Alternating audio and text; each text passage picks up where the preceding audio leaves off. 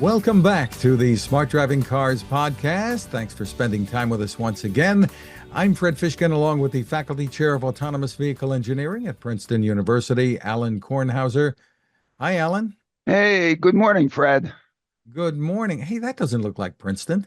That's a virtual backdrop that I just created using ChatGPT poop, and therefore put it behind me. Okay, It's really, really good. it's really good. If you believe that, then whatever. I have a bridge to sell you. Yes, Elizabeth and I are enjoying a couple of days. It's the end of spring break, so we're going to be back at it on Monday. But came to Bermuda, our favorite place, for a couple days. Excellent. The Well, reefs, the reefs. If you're going to go anywhere, you go to the reefs. Anyway, they didn't pay me for that, man. Whatever. excellent. A quick reminder to everyone right at the start here that you can also find us now on the Transportation Channel. Download the app for iOS or Android, or look for it on Apple TV, Fire TV, and Roku, or on the web. Alan, you were in Washington, D.C., done a lot of traveling this past week as the National Highway Traffic Safety Administration hosted a National AV Safety Forum. The event was very significant, and so was the news coming out of it. Let's talk about that. And the headline was NHTSA plans to reduce regulations for autonomous vehicles. Yeah, and we've been at this really in this era of adding automation to transportation for now 20 years, I guess. I like to pitch the start of this as 2004-5 with the DARPA challenge, of course, Carnegie Mellon and even Ohio State University and even RCA Sarnoff, right near the Princeton campus, been doing automated things for numbers of years, going back and 40 years from there, from that time, and my goodness, the atmosphere and the discussion and the seriousness of the discussion at this session was completely different than what I've experienced in the past. The even the sessions that I put on with the six Princeton Smart Driving Car Summits and so on, mostly dealing with academic questions of technology development and so on. I mean, this one really focused on saying, on looking at, hey, we really are here with now the technology, or essentially here, and now let's make it so that we can get some of the value proposition of this technology, the deployment, the actual putting it out there, to the giving of rides, the improvement of mobility, the improvement of quality of life, the improvement of happiness, the improvement of the economy associated with this technology. And it was just a different discussion. Yes, safety is important, and but safety really wasn't the objective of this. It's a constraint. One wants to make it better, but it really ended up, at least maybe it's just the way I was listening as opposed to what was said, was really about getting it out there and capturing the value proposition of this mobility for society, for the U.S., for America, for the world, really. And it was it was I don't know. I came back saying, my goodness, this is going to happen. And really, all the major players were there. Uh, All the major players, all the players that were important. Um, you know, Maybe the trial lawyers weren't there. Uh, uh, but I think even the Teamsters were there. I mean, if one looks at the opportunity, of driverless vehicles, increasing the productivity of a driver of a long haul truck that today is only permitted to extract 10 hours of productivity out of that truck because she has to sit there behind the wheel, yet has been retained by the transportation, the mobility company, really for all 24 hours, because tomorrow she's going to have to drive another 10 hours, and the next day another 10 hours, and appropriately so needs a break, okay, which is what the hours of service do. But if she didn't need to be there ensuring that the vehicle stays between two white lines, otherwise she dies, that a machine was doing that and doing that reliably,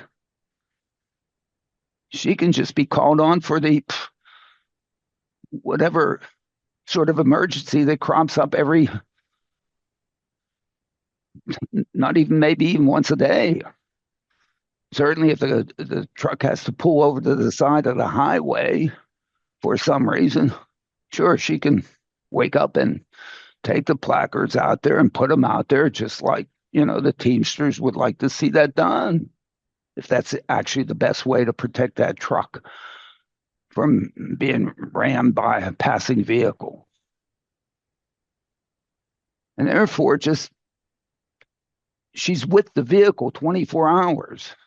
She can still be with the vehicle 24 hours doing these tasks, but yet the vehicle can get 24 hours of productivity, or maybe 23. It's got to be refueled. Okay. But instead of getting 10 hours of productivity out of the vehicle, and that driver, one gets 20 plus hours of productivity out of that vehicle. So whatever the mobility, the logistics, the transportation company that has put that asset out there to provide flow to goods movement, which goods movement is all about flow. It's not about staying stationary. I mean, that's just cost. That's inventory. One doesn't want to have any minimize inventory. Well, you minimize inventory is you keep it moving from where it's produced to where it's going to get consumed. Movement. Now with this automation, with this driver, you don't only get at least equivalent safety, hey, maybe even improved safety, but now you get double productivity out of that one person. Why? Because the stuff that's in the back of the truck isn't sitting, it's moving. I mean, that's fundamental logistics. That's fundamental value to the GDP, the economy, the quality of life, the more jobs, you name it. And this is the opportunity that exists. You don't even have to remove the driver. And you probably don't want to anyway.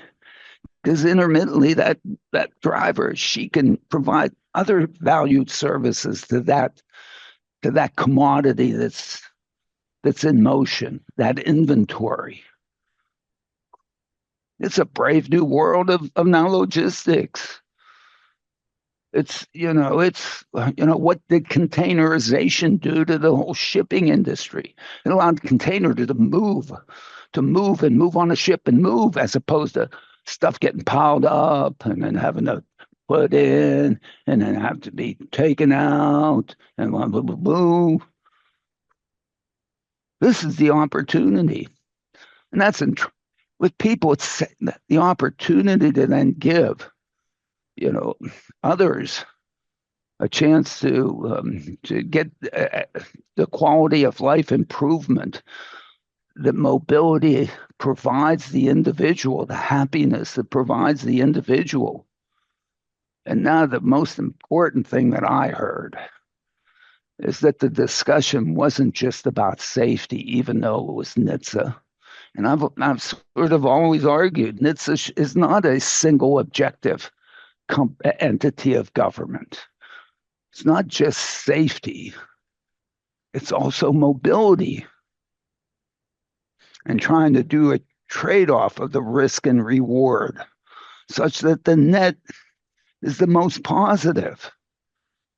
And so you obtain that by decreasing or increasing safety and increasing mobility. And the thing that I heard that I don't think I've really heard before was that in fact AVs were being talked about not only for safety, but safety and affordability.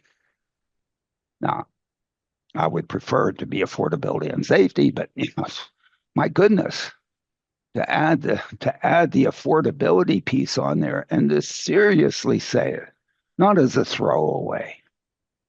And it's affordability. Affordability, as I like to say, without alms for the poor. It's affordability on the cost of goods sold side, not on the price side. And oh my goodness, if it's affordability on the cost of goods sold side, then my goodness, you add this value proposition out there to the economy and improve the economy. I mean, it's almost, but of course, that's what the opportunity is. And to have that, I mean, I think the Secretary of Transportation, I think we have it linked in the e-letter. I mean, the title was, you know, safety and affordability. When DOT talked about connected vehicles, there's never a discussion about affordability. There's never a discussion about improved mobility.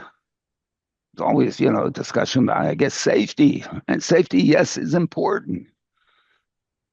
But if you look at safety, our safety problem is associated with our misbehavior of the person in the loop. It's not the average driver. Average driver is fantastic. Basically never has a collision.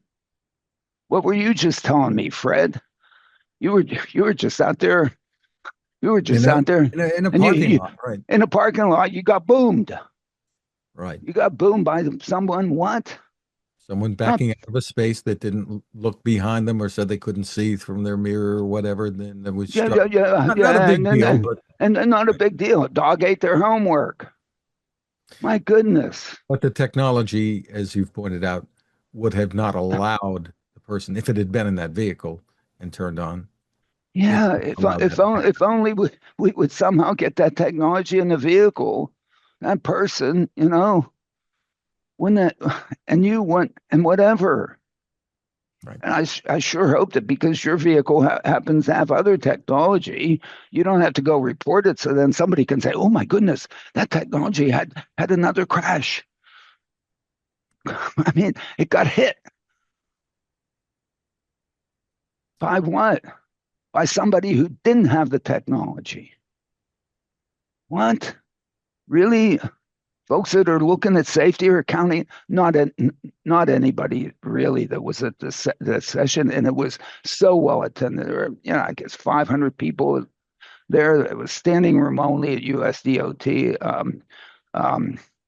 So proud of DOT and NHTSA for putting it on, and now to deal with the tough problem of let's sort of change the regulations that are in some sense holding us back on this thing, and let's get it out there.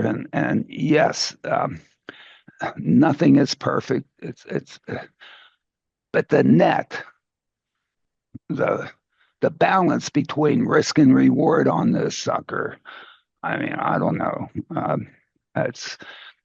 Should be intuitively obvious to the most casual observer. I don't know, my perspective. Sorry. Well, Transportation Secretary Sean Duffy did make some headlines with his opening remarks there. It is really remarkable, the innovation that's on the horizon. And we have cities that are experiencing this technology, but not all of our cities. and it's going to be exciting, not just for how people move, but we have transit here at DOT as well, and I think how transit is going to work in America is going to be radically transformed by the technology that we're talking about today. So we're excited for the future, but cars that don't have steering wheels, cars that don't have pedals, it's kind of wild. I haven't ridden in the non-pedaled or non-steering wheel vehicle yet, but have sat in them. They're pretty neat, so go check them out. Want to take a moment to just talk about what we have done over the last year, because the 4 years before that, there was a hiatus in a thought process on how do we advance the industry, how do we support the industry at DOT. And our president oftentimes talks about the golden age of America, and what does that look like, and what do we have to do to accomplish it. But us here at DOT, we talk about the golden age of transportation. And we think that golden age is about safety, and the golden age is about innovation. And we want to make sure that the United States leads the way on safety and on innovation. And I kind of think of this as my Goldilocks approach. So we're regulators, right? We want innovators to innovate, but we have to regulate and make sure we keep the public safe. And if we move the regulation too far, too fast, and something bad happens, the consequence is we get set back, whether it's years or decades, with our innovators. We don't want that. If we move too slow with our regulations, we'll see that our innovators fall behind the rest of the world, phase one or phase two. They go somewhere else. They leave us to go to another country. So like Goldilocks, we have to get our regulations just right, making sure that our innovators have the right regulatory structure to safely move forward with the new technology that's coming online. And it's more of an art than a science, but Jonathan and I think our team has done a very good job of navigating this together. But over the last year, we began the work on a single federal AV framework, right? We can't have 50 rules, 50 states, and try to think that our companies can scale with all of these different rules. We should have one American standard that you can develop a vehicle, deploy a vehicle, scale a vehicle, and it can be used in all of the states throughout the country. So we've been working on that over the last year. We've leveled the playing field so American-made AVs could use the same simplified, less burdensome exemption process that our foreign competitors were able to use in our country. Again, we were giving an advantage to foreign companies as compared to U.S. companies. So we just kind of think minimally putting America first means that America should be in America at the same level as foreign competitors. So we've done that. We've streamlined the reporting process for AV crashes so we can get the right safety data and get it faster. Again, a data dump to NHTSA and DOT isn't helpful for companies, a lot of time, a lot of money, and it's not good for us to sort through all that data. So working with our companies to get the right data, to make the right decisions and do all of this faster, again, is better for everybody as we want to move as quickly as possible with our rules and regulations. And then we've exempted we've expedited exemptions for non-compliant AVs for commercial use, ensuring U.S. automakers could ramp up production and get on the road faster while still maintaining safety with novel vehicle designs. And all this happened because we have a rock star NHTSA team. I couldn't be prouder of what NHTSA has done under Administrator Morrison's leadership, but they have just, put the pedal to the metal, if you will. If there was a pedal, it would be to the metal. All the while, again, making sure that we keep the American people safe. And that is always the balance that they're using. And so just quickly today, what we are going to announce, I can show a little bit of leg, not the full leg, just a little bit here. It's going to be a big year in 2026. So first off, NHTSA is officially seeking public comment on what would be the nation's first ever commercial deployment of a purpose-built, steering wheel-free robotaxi built by Zoox. This marks a major milestone towards providing the American AV industry with a streamlined pathway to scaled commercial deployment of novel AV fleets. So that's coming this year. Number two, we will be releasing the next set of technical guidance for AV developers. Again, this guidance is important to enhance safety, but also give manufacturers clear roadmaps to move forward. And I think it's important to note that the last time that this was done was almost 10 years ago in 2017. So again, a lot's changed in the last 9 years, and so that's on the horizon as well. And then number three, we're also proud to announce that I just approved NHTSA's next tranche of proposed updates to current federal motor vehicle safety standards. These updates would remove unnecessary requirements for manufacturers when they make an AV. So if we don't have a driver, do I need windshield wipers? Do I need something to defog my car? You might want those, might be nice, right? But do I need them if I don't have a driver? So we're gonna take a look at what should we have on these vehicles if we don't have an actual driver in the vehicle. And so I think all of this matters because we are in a race, right? Everyone is trying to have the best technology that will be deployed around the world. And I want the technology to be developed in America, I want the jobs in America, and I want the rest of the world to use American technology. I don't want to see a foreign competitor / foreign adversary / communist party beat America and have their technology deployed around the world. This is a national security issue. This is an economic issue. This is a safety issue. And so as we put what we're doing in that context, we should also look at every year we lose almost 40,000 people on our roads. Sean McMaster from Federal Highways is here, understands that very well. NHTSA knows that very well also. And I think we do a lot of things trying to get those numbers down, but if you've known someone who's been in one of these crashes, it devastates a family through the loss of a loved one forever. Their lives are changed forever. And I think this technology can have a profound impact on saving more lives in America, taking that number from a stubborn 40,000 and bringing it down, making progress on saving more lives, which I think will only make this country better and stronger and help us accomplish the mission of keeping our people safe. So again, I want to thank you all for being here. It's going to be an exciting day. This is our, the biggest event we've held so far at DOT. And let's dig in. By the way, just I'm going to give you like 4 last things. This will be my last thing. We partner with industry, but we have a lot of people here. We look forward to your ideas. What can we do differently? What are we thinking about that if we thought about it a little bit differently, we would be more successful?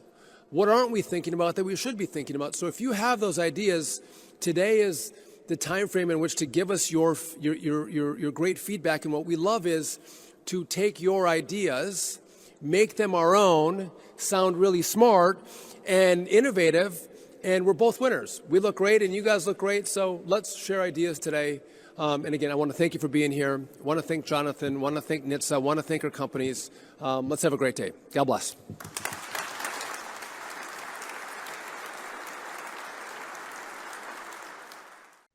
It wasn't that he was looking at the teleprompter. He did have his prepared notes, but he was saying it from up here. So, I mean, when people say it from up here, it's really, to me, it's really coming from them. And he wasn't the only one. From the White House, from the administrator of NHTSA, the whole thing, from Waymo, from Zooks, from even Koopman. I mean, Koopman wants us to be able to forecast crashes. Yes, I mean, I wish I could forecast anything, Then I wouldn't be buying high and selling low all the time, I mean, yeah, I buy high, sell low because I can't forecast. Um, Forecasting's tough. And I don't know anybody who does forecasting without basically extrapolating the past. Because my goodness, I don't know. I still haven't found a student who could help me um, know what I don't know And before it hits me over the head. do you have I a mean, do you have a sense of where things go from here after this meeting? I sure hope that I think the sense goes that there's a serious, well, there are serious discussions with respect to NHTSA to try to sort of a little bit be quicker about changing whatever rules they have, looking at the federal motor vehicle safety standards, which have been continuously changing over time and allowing them to change. I mean, this business about having a steering wheel in a car is really actually almost silly because actually all you need is a camera in the car. Because in a camera in a car, you can watch my hands. I can be having a virtual steering wheel. You know, it could turn the car based on it. It doesn't need a physical steering wheel. The business about needing mirrors, hey, cameras do it. Unfortunately, the cameras don't do it if you don't look at the image, which may have been what happened to you. You know, probably likely the car had a backup camera, but if you're not looking in the mirror and you're not looking at the camera, you don't know. But there's no reason for the system not to know. There's really no reason. The compute power, the time latency, all that stuff, especially at the speeds that things were going in that parking lot. This is not 1970 anymore when I'm there with my slide rule trying to do stuff, or on COBOL or Fort. No, I guess maybe 65. Let's go back 65. I don't know. I'm so damn old. I can't. Whatever. Never mind. But we aren't still at slide rules. We aren't still at, taking decks of cards and putting them into the mainframe and getting one turnaround a day. We've progressed from that. Let's use it. Although that did take us to the moon. Or did we go there? Oh, Uh, Actually, I think I heard you bring up that anecdote when you and both Katherine Freund were on a podcast. Katherine is with ITN America, the founder there. You were guests on an episode of the Aging Rewired podcast, Senior Planet with AARP. Everybody should give a listen to that. But I think you told that anecdote there. Yeah, well, I guess when I did that one, I must have, since I guess I'm still only 39, although with, what is it, 43, 39th birthdays or whatever I don't know. It just, since it was, talking about old people, I finally thought that I was old person. I started my class this spring that way. I brought my little bag. I took up showed my, has my name on it. They didn't know what the hell it was. They didn't realize that we used to look up the values of cosines in our chemical rubber tables.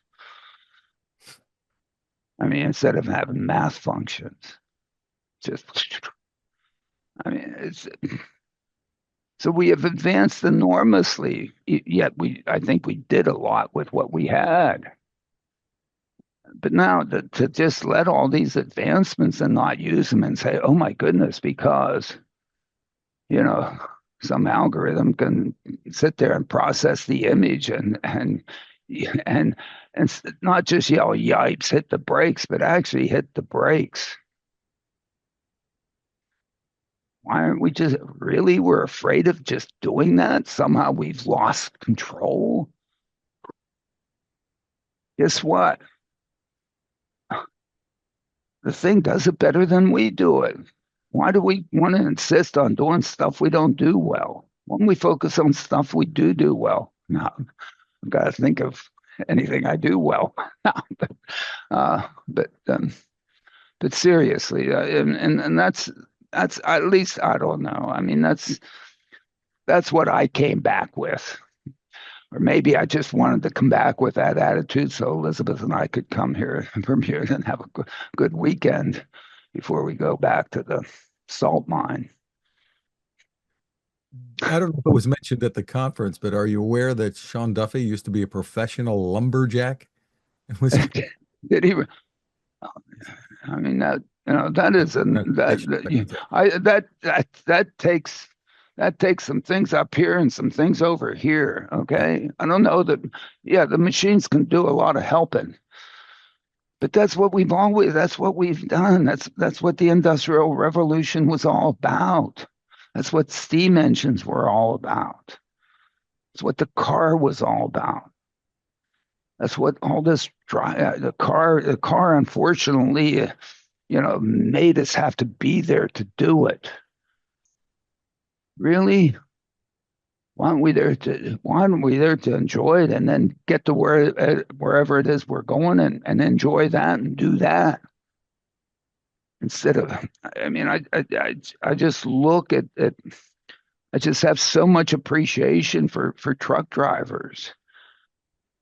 I sit there every day feeding their families on trying to keep that darn thing between two white lines. Because if they don't, they're done.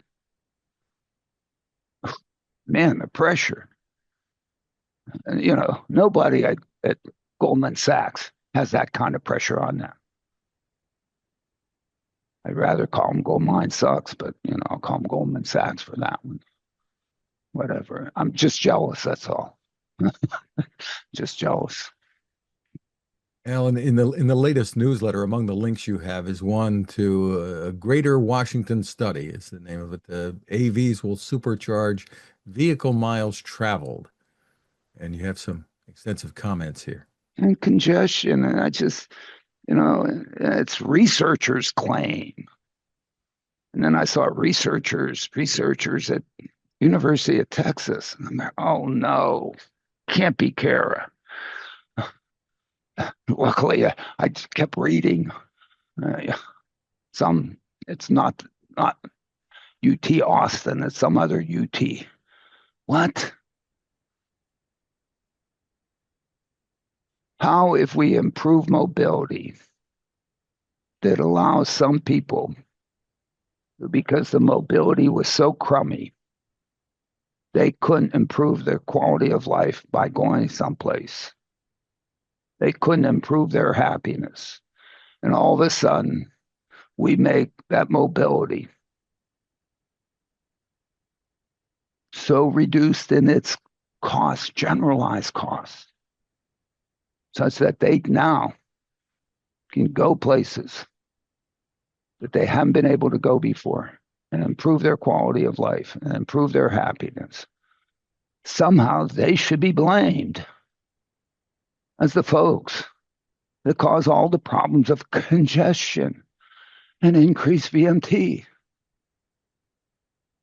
How are they blamed for that?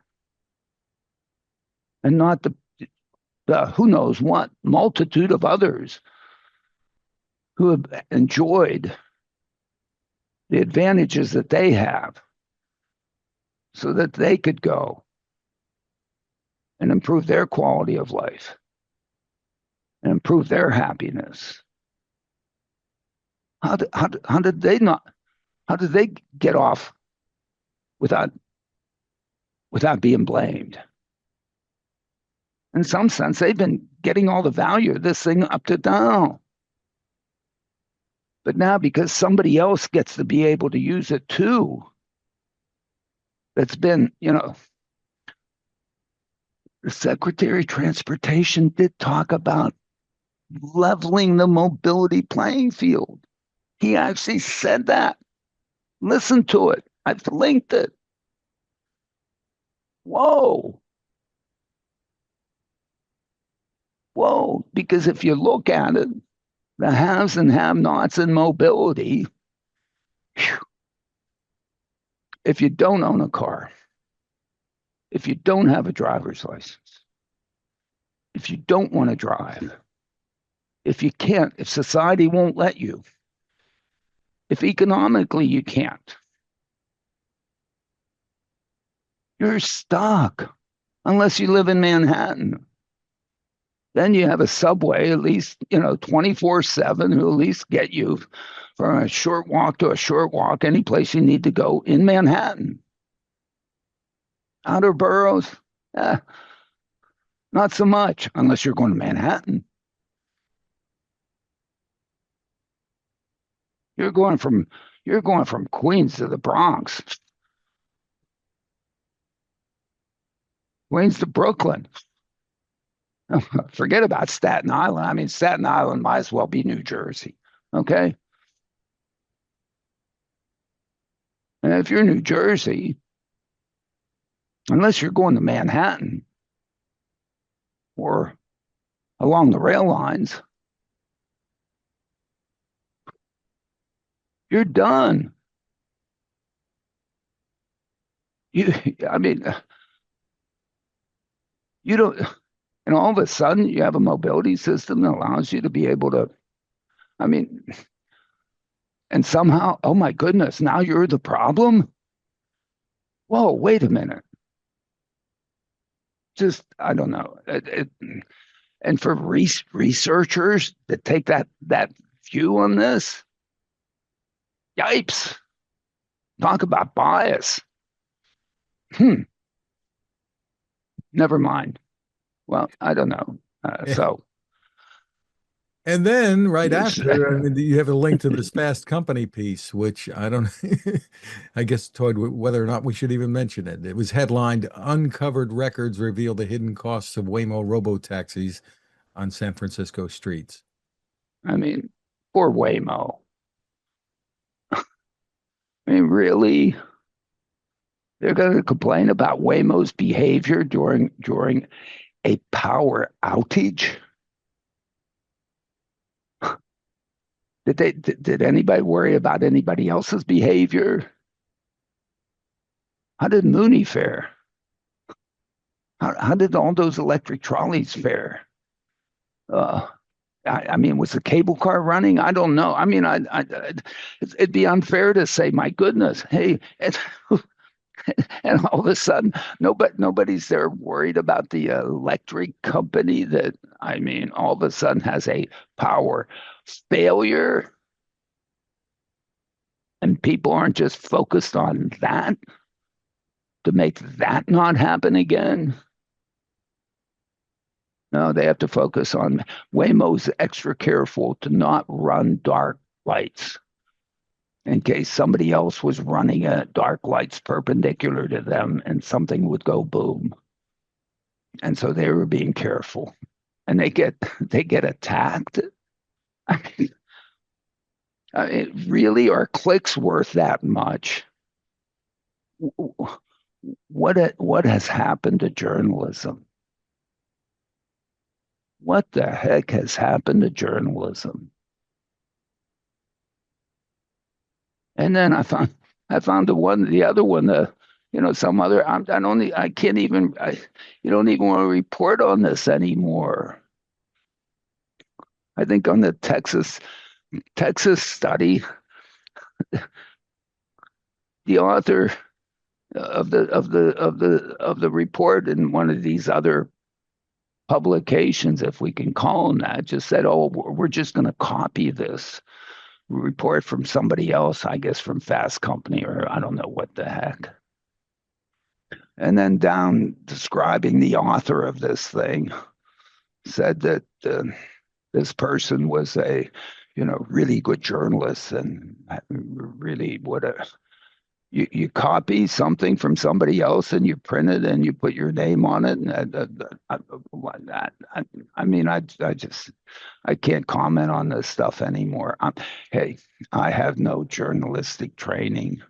I have no idea, what it takes Well, or I mean, I've whatever. kind of done it for about 50 years, and journalism is not what we're seeing in very often today. It's not about clickbait, sensationalism, et cetera. It's about finding what's real and providing information to people that's as accurate as you can muster. That's I would think so, and somehow now it's I don't know. It you know for a while I was putting these e-letters out there every week, and I just can't. I just don't want to be sitting here complaining like I do. It just I just don't want to do that anymore. And I hate to include these complaints. And, I went through my come on man phase. I can't even do a come on. It's not even funny anymore. It's not even, it's just, you really wonder. And then I guess one that I might include is that yeah, it, uh, I think ITS, Intelligent Transportation Systems, has put out this this report of the extent that the U.S. and Israel uh, controlled the traffic signals and the traffic system in Iran that basically enabled whatever to happen over the past whatever weeks.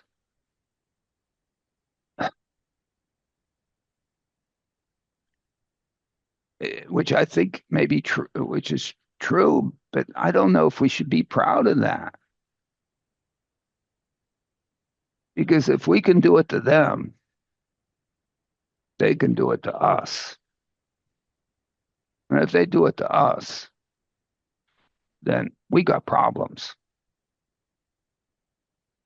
And and and then, of course, one of the discussions with respect to AVs is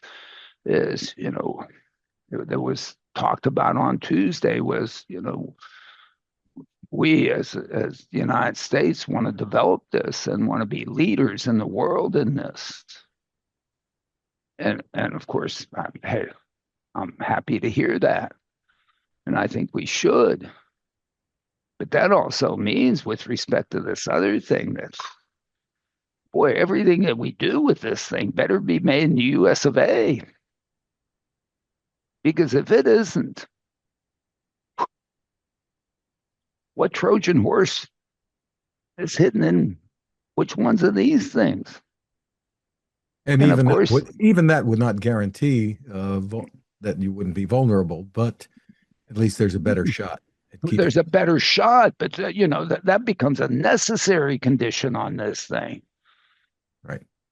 So the thought of cooperating with China on this is, I guess, out the window. The thought of letting anything from China in here associated with this has to be out the window. Can anything from Europe come in here? Can anything from Canada or Mexico? What's going on here? I mean, so anyway, I don't know. I'll put related in the e-letter a little bit, but to me this is very troubling. This is to me it's very troubling because it's nice that we were able to do it so that our only casualties are friendly fire casualties. Uh, so it kind of says, well, ooh, how good are we if we have friends? But never mind, we won't go down that one. But I I don't know I haven't wrapped my own mind around that one yet. That's too deep for me. I'm so happy for the opportunity to provide mobility, affordable, high quality mobility to people who have struggled up to this point to be able to get to places to improve their quality of life. To me, that's where we've been, Fred. That's where we've been for a while. That's where Elizabeth and I are. that's what we're trying to make happen, and I think we have the opportunity to make that happen, and recognize that nothing is perfect, and so there's going to be some downsides on that. But to me, if you want to know what scares me, is the capabilities we apparently demonstrated in Iran all of a sudden being demonstrated on us. Whoa. But whatever. Note of caution for sure. Yeah, But I guess. overall, Can we end up on an upside or something, Fred, or something like that? well, Because that's a really bad one. I don't want to end like that. we Let, can let's end. we Let's can end end with. this way. It would seem that providing mobility to those who need it, the doors have been opened a little bit wider this week to allow that to happen.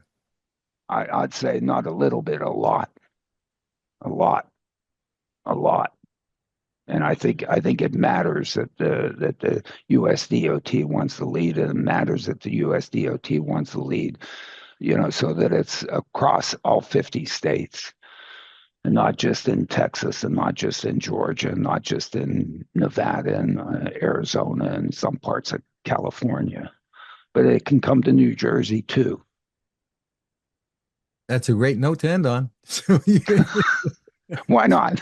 Right. Anyway, and also please listen, Katherine Freund is just fantastic. I mean, forget my piece. Katherine Freund's on that piece with AARP podcast. AARP was just Both of you were very good. fantastic. Yeah, well, I don't know, but she's fantastic, and it's so substantive what she's doing. Right. Well, that does wrap up this edition. You can find the newsletter and more at smartdrivingcar.com. My tech reports are at techstination.com. Thank you all again for taking the time to watch or listen. Stay safe and enjoy the beach, Alan. This is real, and it's a bit the clouds. We've had marvelous. It's better in Jersey. I shouldn't say better in Jersey. Jersey's great.